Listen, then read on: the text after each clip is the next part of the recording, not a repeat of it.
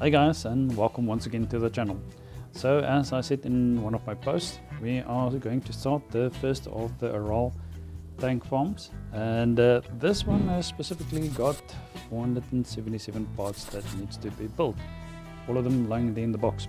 I've started off with the first of the tanks that I assembled, and the one thing that I found was cutting them from the sprues, it leaves a bit of these little small white marks on the model itself. So I thought, okay, I'm going to try and keep it to the original colors. I'm not going to change the colors. I like the blue from Aral, and the main picture here has got everything in blue, so I like the blue color. It's quite nice. I might the gray I'm going to change to silver or aluminium, but the problem that I have is that I don't have a blue airbrush like the Vallejo airbrush paint, which means I'll have to either drive 300 kilometers to my nearest model shop, which is quite a ways off, and I found out these little bottles is almost close to 100 rand now, which is quite expensive for just a couple of milliliters that one needs. So I went to my local art store, and they sold the RS cerulean blue acrylic paint. Now this is a very high pigmented paint, and it's very thick. You can't just put it through an airbrush. So I first thinned it down with water. I thinned it down with alcohol. It makes a mess. And that's when I found this also at the art store, but it's called an acrylic retarder. Never used it before. It's the first time around that I'm using it, and I've spray painted the first of the tanks. So I have to say, okay, I still need to find out the correct amount of retarder to use with the paint. It makes it far much easier to get the paint through the airbrush with the retarder. It does give the model a bit of a rough feel to it, but it still looks really, really good. So I think, and for the price of this is like for this whole tube 64 rands, and I mean, compare that to a little bottle of this that's close to 100 rand. I mean, yeah, not wanting to be the overall cheap, but I'd like to save money to buy more models. So I'm going to use this, and I've used this so far. I still need to figure out the correct amount of paint to retarder, so that it doesn't give that rough feel to the model itself, but it still looks good. The other thing that I also like to do is I'm going to start spraying all of these little ladders and pipes. I might run into a bit of a problem in the assemblies side of things. If I have a look, and I'll show you here, if you have a look at the model here, the piping is already attached here to the tanks, like on this side here and these upright tanks here. So I don't think I'll spray paint those, but I think the assembly of that has got to be done when I've got the base built and everything. So I might just need to lay off assembling the pipes until I'm starting to lay out the whole base of the tank, of the whole refinery, and see where everything has to go then, because I haven't planned on how big this thing is going to be. I was thinking of maybe combining the refinery with a container terminal, and I looked at some 3D printed models of container cranes, but that's going to make everything way too large. So I think I'm just going to stay towards the refinery at the moment. But let's get going and see how far we can get in this video.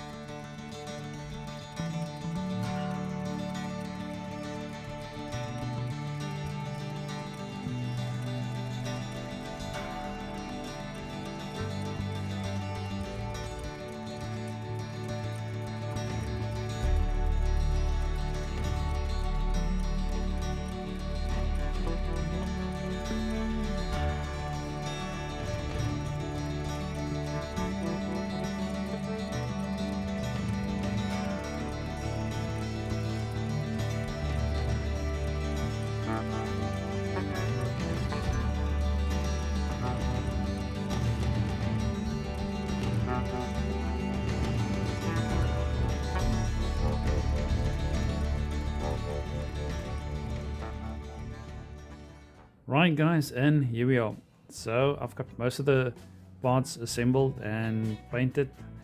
It's got really nice detail on most of the parts here, and I've still got to paint some of the drums here in the foreground. They are still drying at the moment, and the reason why this took longer than I anticipated was that part over there. This one was extremely a pain to build. You assemble each of these little parts separately according to the building plans, and then you assemble them into this bigger piece. But what they don't tell you is what happens when your pipes don't line up, and I had to rebuild and cut stuff off and try to align them. At the moment, this ladder over here isn't supposed to be right behind the pipe over there. As you can see, the ladder's got to be a bit more to the right hand side here, but this is what it is. So I've still got to assemble all the pipes that goes between these bunch of tanks and the pumping stations. There's a small pumping station that I still need to assemble. That's drying at the moment, but the detail is quite awesome. I've got this little building over here. It's got window shutters and fire equipment along the side. What I did is I took a toothpick and I painted the hinges on the door and the door itself to sort of just let it show off a bit. And yeah, and there it goes onto the floor. But it's really nice. The details here is also very good. There's like a small petrol station here. Got some fire extinguishers there, a see-through roof. That's really nice. The thing about the bigger tanks, those small little rings that you see here on the ladder, you actually have to assemble them onto the ladder. That it's not built into the ladder or molded into the ladder. But yeah, it was fun building it. It took a lot longer, and I learned a couple of stuff along the way. One of them being that I struggled with my Vallejo paint clogging up my airbrush. So I went searching on YouTube and I found a way where a guy said that he actually took like a nut from a bolt and he inserted it into the bottle, and as you can hear, I've got the nut in here. Now what this does is it actually mixes up the paint far better than if you didn't have anything in it. Yeah, this one is my white paint. I haven't got a bolt here. I ran a bit out of bolts at the moment. So according to him, he says that if you normally shake the paint as is like this, you don't mix it up that well and it starts clogging into the airbrush. But if you put a bolt he had some washers. I had a couple of nuts and bolts that I used, small ones. And if you put that into your bottle, you can open these bottles and then shake it vigorously. It mixes up the paint far better when you actually start spray painting it. And I have to say, it actually works. Another thing that I also did is to prevent the tip from drying while airbrushing. So I've got a big spoon here with a cotton bud with some alcohol that I just dip in, and then I just press it into the end of the airbrush and just keep it moist. And through doing that, I was able to get quite a nice spray on most of my molds. And yeah, so this is now done. Next up will be the bigger boys, to build them, the big tanks. What is a bit curious about this model in its whole is that there's a lot of parts still left. And if you have a look here, I've got sprues and sprues with extra parts, but there's nowhere in this manual that comes with the model where it says where this is supposed to be used. I mean, specifically for this area here, these parts here is nowhere on the plans. They've got extra windows here, extra stairs over here. I have absolutely no idea where this goes. I even went onto the internet and looked for maybe other building plans that should maybe have gone with this kit. None was provided from the official website, so I am not sure what the rest is. As you can see here, yes, a couple of building pieces, and I have absolutely no idea. It looks like the same as the building that I just threw on the floor. It's got extra pieces of roof over here, ladders, there's some extra petrol tanks. So I don't know, no idea where this is supposed to go, and if they just give you a huge amount of extra parts. Could be, but I always like it. I mean, if you would need detail parts for other models, I know I have a full box of them so that I can use. So what I'm going to do is, when I start putting the layout together, I'm going to see where I can use a lot of these. What I also did find in one of my boxes, let me have a look here. I found a kit that I bought quite a while ago. So this is a piping system that goes over a railroad, and it's got a massive amount of pipe, so with the gantries going with it and everything. So this is going to be fun to assemble, so I think it's going to make a pretty nice layout in the end. But as I said, yeah, the next one is going to be the next one, which is the big tanks, and this box over here. So this is going to be the next one up. I think this might just be a bit easier. I'm not so sure about that area in the middle of the tanks there. That might be a bit of a challenge. But with this one again, I'm just going to lay off the piping until I start assembling everything. Well, there you go. So guys, what do you think?